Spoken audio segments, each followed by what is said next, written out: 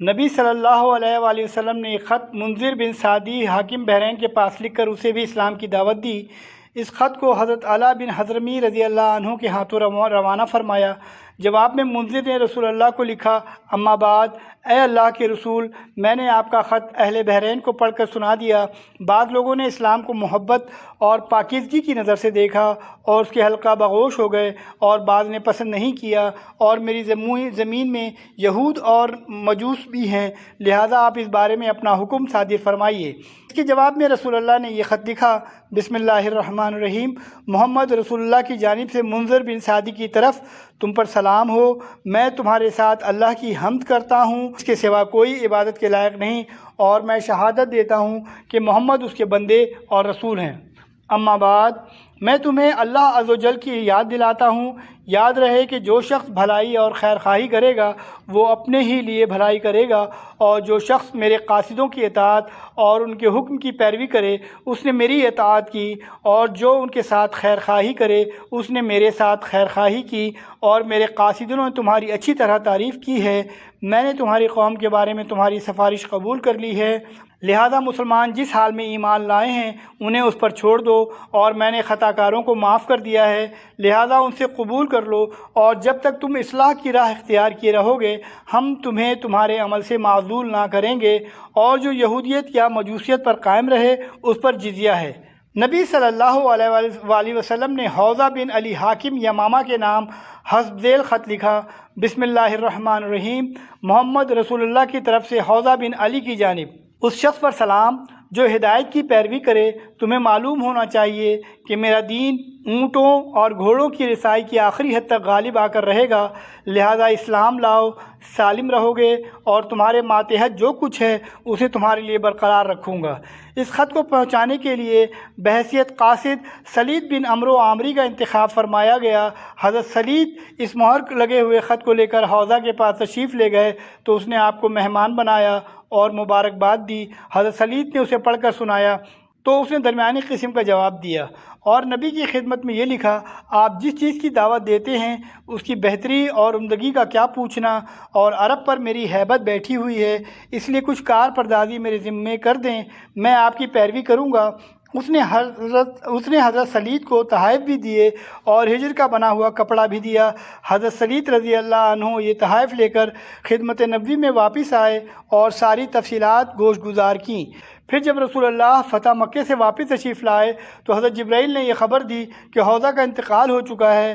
نبی صلی اللہ علیہ وآلہ وسلم نے فرمایا، سنو، یمامہ میں ایک کذاب نمودار ہونے والا ہے جو میرے بعد قتل کر دیا جائے گا۔ ایک کہنے والے نے کہا، یا رسول اللہ، اسے کون قتل کرے گا؟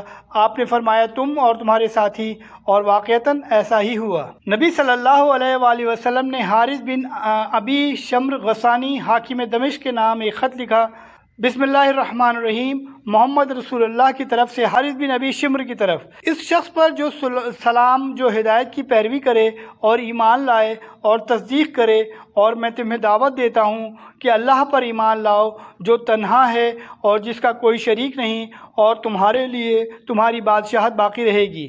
اس شخص پر سلام جو ہدایت کی پیروی کرے اور ایمان لائے اور تصدیق کرے، اور میں تمہیں دعوت دیتا ہوں کہ اللہ پر ایمان لاؤ جو تنہا ہے اور جس کا کوئی شریک نہیں، اور تمہارے لیے تمہاری بادشاہت باقی رہے گی۔ یہ خط بنو اسد بن خزیمہ سے تعلق رکھنے والے ایک صحابی حضرت شجاع بن وہب کے دست روانہ کیا گیا۔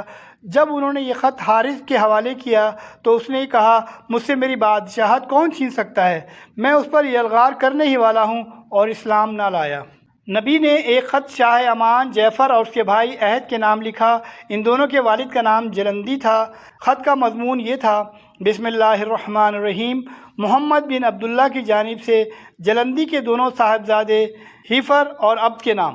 اس شخص پر سلام جو ہدایت کی پیروی کرے، اما بعد، میں تم دونوں کو اسلام کی دعوت دیتا ہوں، اسلام لاؤ، سلامت رہو گے، کیونکہ میں تمام انسانوں کی جانب سے اللہ کا رسول ہوں، تاکہ جو زندہ ہے اسے انجام کے خطرے سے آگاہ کر دوں اور کافرین پر قوال برحق ہو جائے۔ اگر تم دونوں اسلام کا اقرار کر لو گے تو تم ہی دونوں کو والی اور حاکم بناؤں گا، اور اگر تم دونوں نے اسلام کا اقرار کرنے سے گریز کیا تو تمہاری بادشاہت ختم ہو جائے گی، تمہاری زمین پر گھوڑوں کی یلغار ہوگی اور تمہاری بادشاہت پر میری نبوت غالب آ جائے گی۔ اس خط کو لے جانے کے لیے ایلچی کی حیثیت سے حضرت عمرو بن العاص رضی اللہ عنہ کا انتخاب عمل میں آیا۔ ان کا بیان ہے کہ میں روانہ ہو کر عمان پہنچا اور اب سے ملاقات کی۔ دونوں بھائیوں میں یہ زیادہ دور اندیش اور نرم تھا۔ میں نے کہا میں تمہارے پاس اور تمہارے بھائی کے پاس رسول اللہ کا ایلچی بن کر آیا ہوں۔ اس نے کہا میرا بھائی عمر اور بادشاہت دونوں میں مجھ سے بڑا اور مجھ پر مقدم ہے، اس لیے میں تم کو اس کے پاس پہنچا دیتا ہوں کہ وہ تمہارا خط پڑھ لے۔ اس کے بعد اس نے کہا اچھا تم کس بات کی دعوت دیتے ہو؟ میں نے کہا ہم ایک اللہ کی طرف بلاتے ہیں جو تنہا ہے، جس کا کوئی شریک نہیں، اور ہم کہتے ہیں کہ اس کے علاوہ جس کی پوجا کی جاتی ہے اسے چھوڑ دو، اور یہ گواہی دو کہ محمد اللہ کے بندے اور رسول ہیں۔ عبد نے کہا اے عمرو تم اپنی قوم کے سردار کے صاحبزادے ہو، بتاؤ تمہارے والد نے کیا کیا؟ کیونکہ ہمارے لیے اس کا طرز عمل لائق اتباع ہوگا۔ میں نے کہا وہ تو محمد پر ایمان لائے بغیر وفات پا گئے، لیکن مجھے حسرت ہے کاش انہوں نے اسلام قبول کیا ہوتا اور آپ صلی اللہ علیہ وآلہ وسلم کی تصدیق کی ہوتی۔ میں خود بھی انہی کی رائے پر تھا، لیکن اللہ نے مجھے اسلام کی ہدایت دی۔ اب نے کہا تم نے کب ان کی پیروی کی؟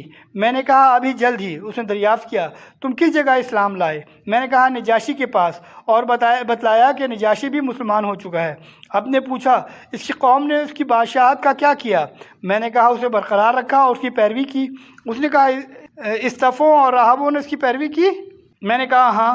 اب نے کہا اے عمرو دیکھو کیا کہہ رہے ہو، کوئی آدمی کی کوئی بھی خصلت جھوٹ سے زیادہ رسوا کن نہیں ہے۔ میں نے کہا میں جھوٹ نہیں کہہ رہا ہوں اور نہ ہم اسے حلال سمجھتے ہیں۔ اب نے کہا میں سمجھتا ہوں ہرقل کو نجاشی کے اسلام لانے کا علم نہیں۔ میں نے کہا کیوں نہیں؟ عبد نے کہا تمہیں یہ بات کیسے معلوم؟ میں نے کہا نجاشی ہرقل کو خراج ادا کیا کرتا تھا، لیکن جب اس نے اسلام قبول کیا اور محمد کی تصدیق کی تو بولا خدا کی قسم اب اگر وہ مجھ سے 1 درہم بھی مانگے گا تو میں نہ دوں گا۔ اور جب اس کی اطلاع ہرقل کو ہوئی تو اس کے بھائی یناق نے کہا کیا تم اپنے غلام کو چھوڑ دو گے کہ وہ تمہیں خراج نہ دے اور تمہارے بجائے ایک دوسرے شخص کا نیا دین اختیار کر لے؟ ہرقل نے کہا یہ ایک آدمی ہے جس نے ایک دین کو پسند کیا اور اسے اپنے لیے اختیار کیا، اب میں اس کا کیا کر سکتا ہوں؟ خدا کی قسم اگر مجھے بادشاہت کی حرص نہ ہوتی تو میں بھی وہی کرتا جو اس نے کیا ہے۔ عبد نے کہا عمرو دیکھو کیا کہہ رہے ہو؟ میں نے کہا واللہ میں تم سے سچ کہہ رہا ہوں۔ عبد نے کہا اچھا مجھے بتاؤ وہ کس بات کا حکم دیتے ہیں اور کس چیز سے منع کرتے ہیں؟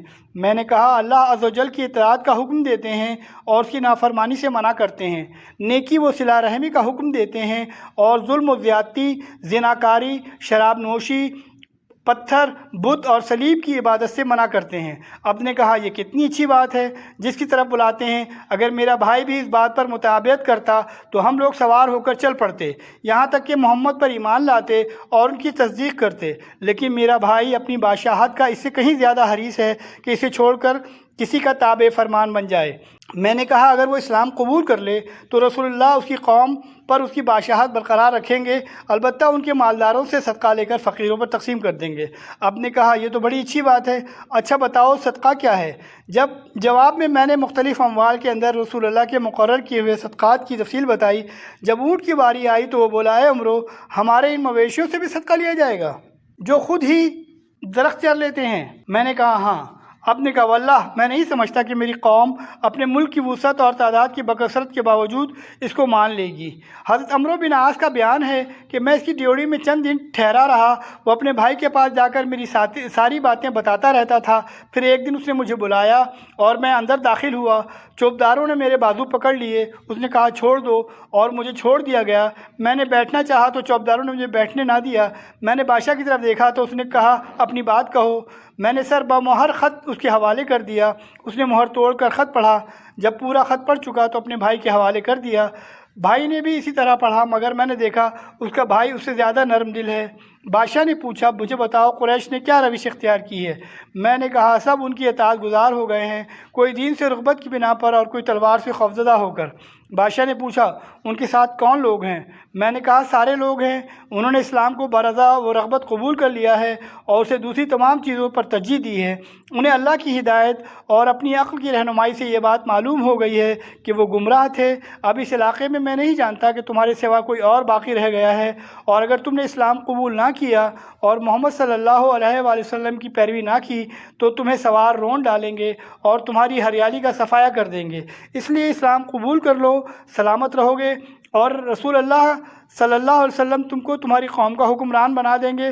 تم پر نہ سوار داخل ہوں گے نہ پیادے۔ بادشاہ نے کہا، مجھے آج چھوڑ دو، کل پھر آؤ۔ اس کے بعد اس کے بھائی کے پاس واپس آ گیا۔ اس نے کہا، امرو، مجھے امید ہے کہ اگر بادشاہت کی حرص غالب نہ آئی تو اسلام قبول کر لے گا۔ دوسرے دن پھر بادشاہ کے پاس گیا، لیکن اس نے اجازت دینے سے انکار کر دیا۔ اس لیے میں اس کے بھائی کے پاس واپس آ گیا اور بتلایا کہ بادشاہ تک میری رسائی نہ ہو سکی۔ بھائی نے مجھے اس کے یہاں پہنچا دیا۔ اس نے کہا، میں نے تمہاری دعوت پر غور کیا، اگر میں بادشاہت ایک ایسے آدمی کے حوالے کر دوں جس کے شہسوار یہاں پہنچے بھی نہیں تو میں عرب میں سب سے کمزور سمجھا جاؤں گا، اور اگر اس کے شہسوار یہاں پہنچ آئے تو ایسا رن پڑے گا کہ انہیں کبھی اس سے سابقہ نہ پڑا ہوگا۔ میں نے کہا، اچھا تو میں کل واپس جا رہا ہوں۔ جب اسے میری واپسی کا یقین ہو گیا تو اس نے بھائی سے خلوت میں بات کی اور بولا، یہ پیغمبر جن پر غالب آ چکا ہے ان کے مقابل ہماری کوئی حیثیت نہیں۔ اس نے جس کسی کے پاس بھی یہ پیغام بھیجا ہے اس نے دعوت قبول کر لی ہے، لہذا دوسرے دن صبح ہی مجھے بلوایا گیا اور بادشاہ اور اس کے دونوں بھائیوں نے اسلام قبول کر لیا اور نبی صلی اللہ علیہ وآلہ وسلم کی تصدیق کی اور صدقہ وصول کرنے اور لوگوں کے درمیان وصول کرنے کے لیے مجھے آزاد چھوڑ دیا۔ جس کسی نے میری مخالفت کی اس کے خلاف میرے مددگار ثابت ہوئے۔ اس واقعے سے معلوم ہوتا ہے کہ باقیہ بادشاہوں کی بنسبت ان دونوں کے پاس خط کی روانگی خاصی تاخیر سے عمل میں آئی تھی۔ غالباً یہ فتح مکہ کے بعد کا واقعہ ہے۔ ان خطوط کے ذریعے نبی نے اپنی دعوت روئے زمین کے بیشتر بادشاہوں تک پہنچا دی۔ اس کے جواب میں کوئی ایمان لایا تو کسی نے کفر کیا، لیکن اتنا ضرور ہوا کہ کفر کرنے والوں کی توجہ بھی اس جانب مبذول ہو گئی اور ان کے نزدیک آپ کا دین اور آپ کا نام ایک جانی پہچانی چیز بن گیا۔